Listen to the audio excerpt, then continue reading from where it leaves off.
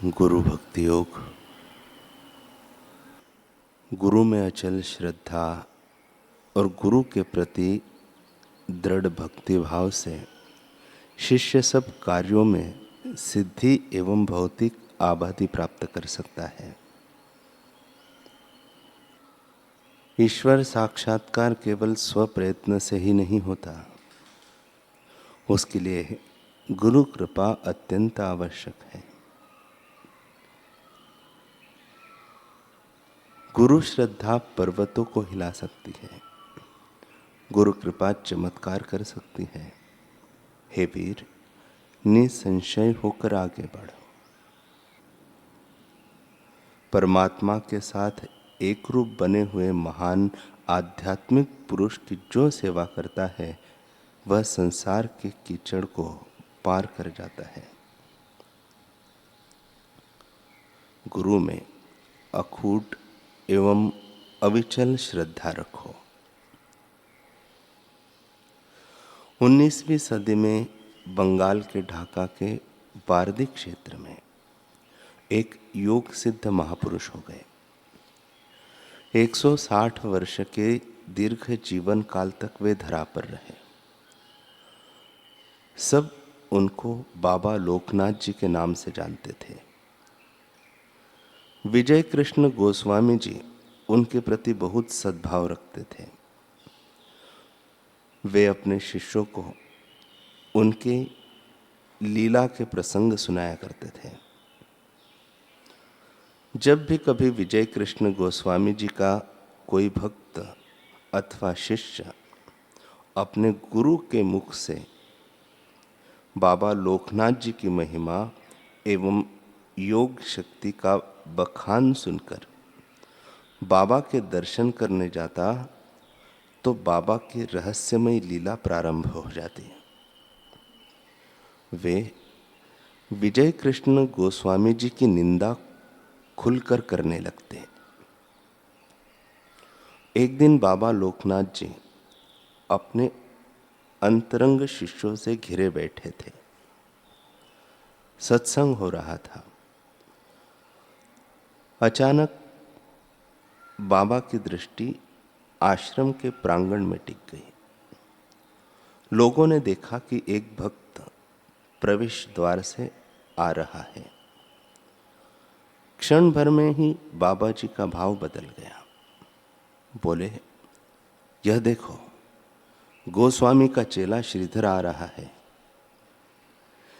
इतनी सुंदर पात्रता रखने वाला लड़का अंधे गुरु के पल्ले पड़ के जीवन नष्ट कर रहा है। इतने दिन गोस्वामी की सेवा करके कोई उन्नति की है, ऐसा मुझे तो दिखता ही नहीं। जीवन मुक्त महापुरुषों के प्रत्येक कर्म एवं वचन में कुछ न कुछ आध्यात्मिक उद्देश्य छिपा रहता है। उनकी प्रत्येक चेष्टा शिक्षा मूल होती है। अपने गुरुजी के श्रीमुख से श्रीधर ने बारदी के ब्रह्मचारी बाबा लोकनाथ जी की अनेक कथाएं सुनी थी, परंतु आश्रम में प्रवेश करते ही उन्हीं महापुरुष के मुख से अपने भगवत स्वरूप प्रेम मूर्ति गुरुदेव की जो निंदा सुनी तो मानो उन पर बिजली टूट पड़ी। वे वही खड़े के खड़े रह गए। वे तो सदा यही मानते थे कि गुरु की निंदा विष के समान होती है। कभी भी उन्होंने गुरु की निंदा चुपचाप नहीं सुनी थी। यह तो उनके स्वभाव के विरुद्ध था।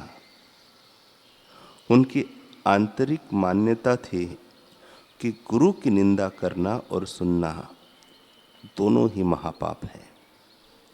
इसलिए किसी को भी वे इस पाप में पड़ने नहीं देते थे। आज जो हो रहा था वह उनके लिए अकल्पनीय घटना थी। वे सोच में पड़ गए। गुरुदेव जिनका परिचय साक्षात भगवान कहकर देते हैं, वे ही इतने भक्तों के समक्ष मेरे गुरु की निंदा कर रहे हैं। अग्नि में घी की आहुति डालते हुए बाबा ने फिर कहा, क्यों रे श्रीधर, यदि तेरे गुरु में सत्य नाम का कुछ है और यदि तूने साधना करके कुछ शक्ति पाई है तो चुप क्यों है? तेरा गुरु भी अंधा है और तू भी अंधा है। अंधा क्या अंधे को रास्ता दिखा सकता है?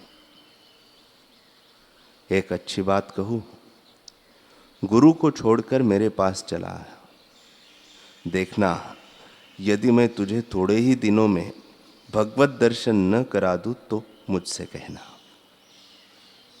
बस बहुत हो गया। श्रीधर हित और अहित को भूल गए, स्थान भूल गए, काल और पात्र भूल गए। सामने एक चेले का डंडा पड़ा था। श्रीधर ने वह उठा लिया और झपटे बाबा जी की ओर। आज इस साधु को गुरु निंदा की उचित शिक्षा मैं स्वयं ही दे दूंगा, जिससे भविष्य में ऐसी भूल यह न करे। दौड़ पड़े चारों ओर से भक्तगण। जैसे तैसे श्रीधर को संभाला। इसी बीच लोकनाथ जी अपना आसन छोड़कर खड़े हो गए। गुरु भक्ति का ऐसा उदाहरण ही तो वे देखना और संसार को दिखाना चाहते थे। इसलिए तो विजय कृष्ण जी के कितने शिष्यों के सामने वे उनके गुरु की निंदा करते आ रहे थे। आखिर आज उनको गुरु का दीवाना मिल ही गया। सबको उन्होंने हटा दिया और क्रोधांध श्रीधर को खींचकर अपने वक्ष से चिपटा लिया। ले गए अपनी कुटिया के भीतर और बोले, अरे तेरी गुरु निष्ठा देखने के लिए ही तो मुझे इतनी बातें सुनानी पड़ी। तो धन्य है, तूने ठीक गुरु को पाया है। तेरा काम हो जाएगा, तू ठीक पहुंच जाएगा। साधना के मार्ग पर चलते चलते जिसने अपने गुरु को प्राणों से भी अधिक प्रेम करना नहीं सीखा, उसके समक्ष जो परम सत्य है वह कभी भी प्रकट नहीं हो सकता।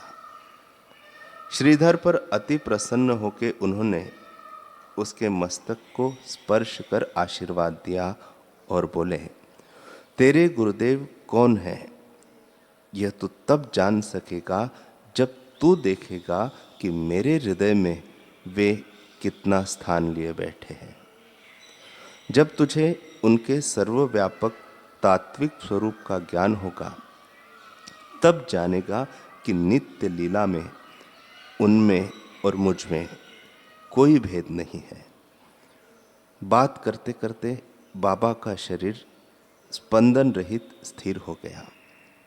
वे पूर्ण समाधि की अवस्था में मग्न हो गए।